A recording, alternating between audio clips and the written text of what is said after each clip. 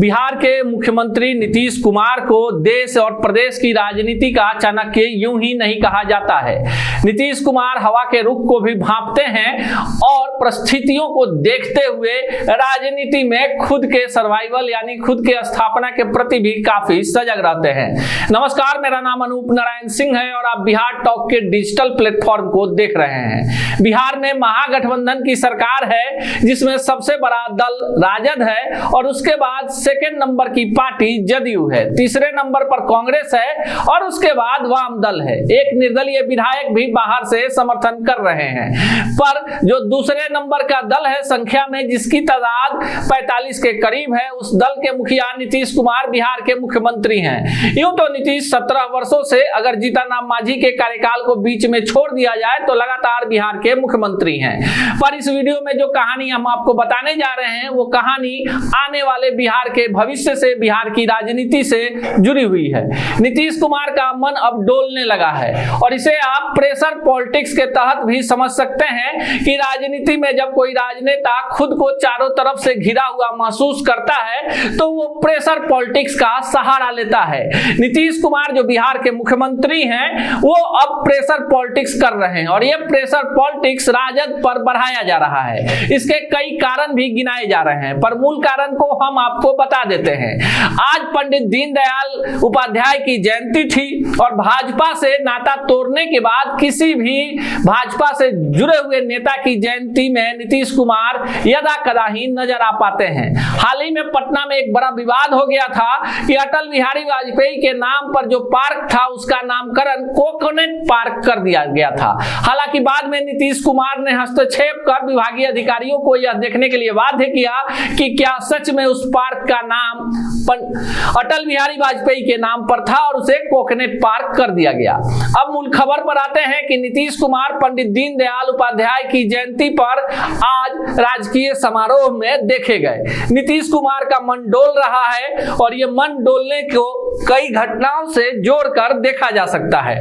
नीतीश हाल ही में दिल्ली में G20 के शिखर सम्मेलन में बिहार के मुख्यमंत्री के तौर पर भाग लेने गए थे, जहां उनके लंबे अरसे के बाद उनकी मुलाकात देश के प्रधानमंत्री नरेंद्र मोदी से हुई और उसमें नरेंद्र मोदी और झारखंड के मुख्यमंत्री के साथ नीतीश कुमार की एक तस्वीर वायरल हुई, जिसमें नीतीश काफी मुस्कुराते हुए मुद्रा में प्रधानमंत्री और विदेश से आए कई मेहमानों के साथ नजर आए।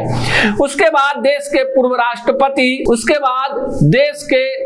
राष्ट्रपति रामनाथ कोविंद पटना पहुंचे थे। हालांकि उनकी यह यात्रा नालंदा विश्वविद्यालय और वन नेशन वन इलेक्शन को लेकर थी। नीतीश से बंद कमरे में मुलाकात हुई और उसके बाद नीतीश ने खामोशी का चादर ओढ़ लिया। भाजपा के तरफ से भी अब नीतीश कुमार पर जो हमले होते थे उन हमलों में नरमी आ गई है। पूर्णिया पहुंचे अमित शाह ने पहले खूब नीतीश को कोसा था, लेकिन जैसे ही झंझारपुर में उनकी सभा हुई वो नीतीश कुमार को नसीहत देने लगे कि नीतीश जी आप तेल हैं और जिनके साथ हैं वो पानी हैं, वो आपके नेचुरल अलायंस नहीं है और यही कारण है कि आप वहां खुद को असहज महसूस कर रहे हैं। राजनीति में जब दूसरा गठबंधन अपने पुराने मित्र को सही रास्ता दिखाने लगे तो समझिए कि दोनों तरफ से दरवाजे खुल गए हैं। हालांकि राजनीति में क्या कुछ होगा कहना मुश्किल है। मूल नीतीश कुमार पर आते हैं। नीतीश कुमार की अपनी पीड़ा है। जमीन के बदले नौकरी घोटाले मामले में लालू परिवार इन दिनों बेहद परेशान है। 4 तारीख के निर्णय के बाद बिहार के सरकार पर भी व्यापक असर पड़ने वाला है। अगर तेजस्वी के खिलाफ बड़ी कार्रवाई होती है तो ऐसे में बिहार सरकार में भी उथल पुथल हो जाएगा। तो नीतीश कुमार क्या करेंगे? जो कभी भ्रष्टाचार के सवाल पर पल भर में इस्तीफा दे देते थे, क्या नीतीश कुमार महागठबंधन सरकार का नेतृत्व करेंगे या फिर पाला बदलेंगे? ये सवाल हम नहीं पूछ रहे, ये सवाल बिहार की जनता पूछ रही है और उनके गठबंधन में शामिल लोगों के रुख पूछ रहे हैं। नीतीश कुमार का G20 शिखर सम्मेलन में जाना, नीतीश कुमार का फोन करके देश के प्रधानमंत्री के जन्मदिन के दिन बधाई देना, रामनाथ कोविंद से मुलाकात करना और उसके बाद पंडित दीनदयाल उपाध्याय के जयंती समारोह में जाकर पुष्प अर्पित करना कहीं ना कहीं इस बात की ओर इंगित करता है कि अभी भी भाजपा के प्रति नीतीश कुमार के मन में में थोड़ी बहुत जगह तो है। अब ये भाजपा को तय करना है कि अगर नीतीश अगला रुख इख्तियार करते हैं, कोई बड़ा कदम उठाते हैं, तो उनका किस तरह किस भव्यता के साथ स्वागत होगा। 2019 के लोकसभा चुनाव में नीतीश कुमार और भाजपा दोनों साथ मिलकर लड़े थे। नीतीश कुमार की पार्टी को 16 लोकसभा की सीटें पर विजय प्राप्त हुई थी और 17 सीटों पर भाजपा जीती थी। 6 सीटों पर लोजपा के उम्मीदवार विजयी हुए थे। इस बार परिस्थितियां बदली हुई है। अगर नीतीश कुमार राजद के साथ जाते हैं तो उन्हें कई जीती हुई सीटों की कुर्बानी देनी पड़ेगी, जो राजद की परंपरागत सीटें रही हैं। ऐसे में उनके दल के वो प्रत्याशी या वो सांसद जिनका टिकट कटेगा, वो भाजपा में या किसी अन्य दल में जाकर जदयू और महागठबंधन के खिलाफ बड़ी जनादेश को तोड़ने का काम करेंगे, इसमें कोई शक नहीं है। नीतीश भविष्य की राजनीति को भी देख रहे हैं। INDIA के गठन में नीतीश की बड़ी भूमिका है, पर जो स्थान इस गठबंधन में नीतीश चाहते थे वो अब तक उनको नहीं मिला है। उनके पार्टी के कई नेता अब ये राग अलापने लगे हैं कि नीतीश PM मटेरियल हैं और उन्हें देश का प्रधानमंत्री घोषित करके महागठबंधन INDIA चुनाव लड़े, जो फिलहाल संभव नहीं है। नीतीश से बड़ी पार्टियां भी इस गठबंधन में शामिल है और कांग्रेस कभी भी 40 सीट वाले बिहार में नीतीश को प्रधानमंत्री का पद घोषित करके चुनाव की मुद्रा में नहीं है। कांग्रेस के पास अपने नेता हैं, अपनी नीति है। हालांकि कांग्रेस नीतीश के प्रति थोड़ा सा लचीला रुख रखती है।